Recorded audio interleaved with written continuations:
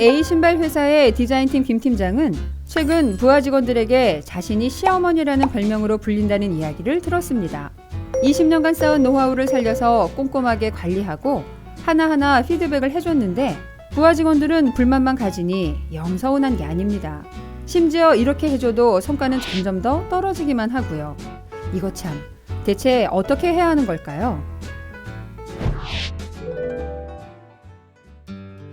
미국의 금융기관 웰스파고의 CEO 리처드 코바체비치는 내 일은 주주와 고객들 앞에서 연설하고 직원들과 악수하는 것뿐이라고 말했죠. 이거 CEO는 그저 놀고 먹는다는 이야기일까요? 아닙니다. 이건 그가 하지 않아도 되는 일은 과감히 내려놓고 꼭 해야 할 일에 집중하고 있다는 것을 말하는 것이죠. 그런데 이렇게 직원들만 믿고 업무를 내려놓기는 영 불안하시다고요? 물론 경험 많은 상사가 부하 직원에게 맡긴 일들에 관여하는 것은 당연한 일입니다. 하지만 지나친 통제는 안 하느니만 못한 결과를 가져오게 되죠. 왜 그럴까요? 바로 지나친 통제가 부하 직원들의 자유로운 발상을 막기 때문이죠. 결국 틀에 짜인 대로 일하게 만들어 장기적인 성장을 막을 수 있는 건데요. 그러다 보면 리더 또한 전략을 세운다거나 외부 파트너를 만드는 일들과 같이 자신이 진짜 해야 할 중요한 일들을 소홀히 하게 되죠. 그렇다고 그간 해왔던 시시콜콜 개입하는 시어머니 같은 행동 쉽게 바꾸기 어렵다고요? 그럼 3가지 고정관념만 버려보세요. 첫 번째는 리더가 관여할수록 좋은 결과물이 나온다는 생각입니다. 스탠포드 경영대학원의 제프리 페퍼 교수는 이와 관련해 한 실험을 진행했는데요. 실험 참가자들을 팀으로 나누어 모두 똑같은 업무를 하도록 했죠.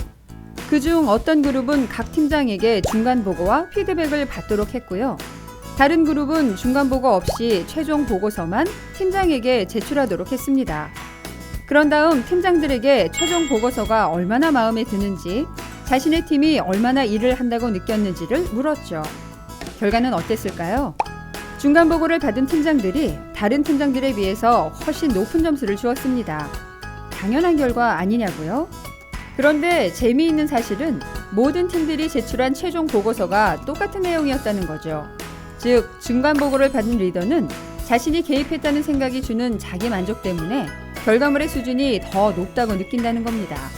물론 리더의 노련함이 더해진 결과물은 완성도가 높아질 수 있습니다. 하지만 실무에서 오래전 손을 놓은 리더들은 전문성 면에서 부하 직원보다 떨어지는 경우가 있죠. 또 작업 중간에 리더가 너무 관여하게 되면 리더의 취향에만 맞춘 결과물이 나오는 경우가 많습니다.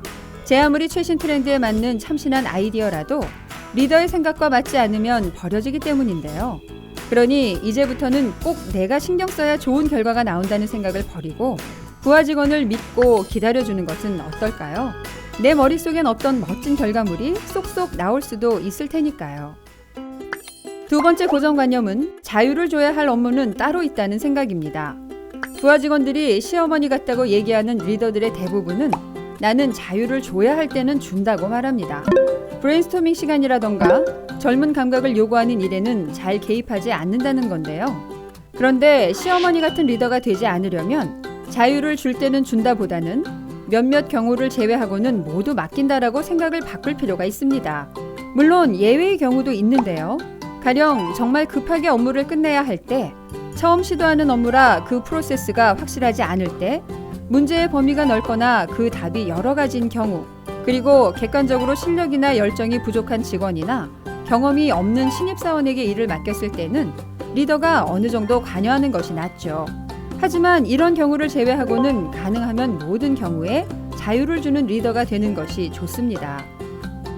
마지막으로 버려야 할 고정관념은 직위가 높아질수록 책임의 양이 늘어난다는 생각입니다. 많은 리더들이 직위가 높아질수록 책임과 권한이 늘어난다고 생각하는 경향이 있는데요. 이는 잘못된 생각입니다. 더 높은 직급의 리더로 올라간다는 것은 기존에 가지고 있던 책임과 권한은 많이 소멸되고 대신 보다 높은 수준의 업무를 하게 된다는 것을 뜻하죠. 즉, 권한과 책임의 양이 많아지는 것이 아니라 질이 높아진다는 것인데요. 가령 중간관리자급은 실무를 제대로 챙기고 완벽하게 해내기 위한 권한과 책임이 주어진다면 CEO나 임원이 되었을 때는 미래를 예측하고 변화를 감지하며 기회를 포착하는 책임과 그를 수행하는 데 필요한 권한이 주어지는 것이죠.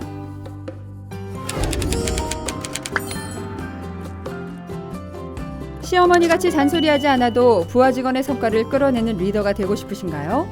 그럼 부하 직원을 지나치게 통제하기보다는 더 많은 자유를 주세요.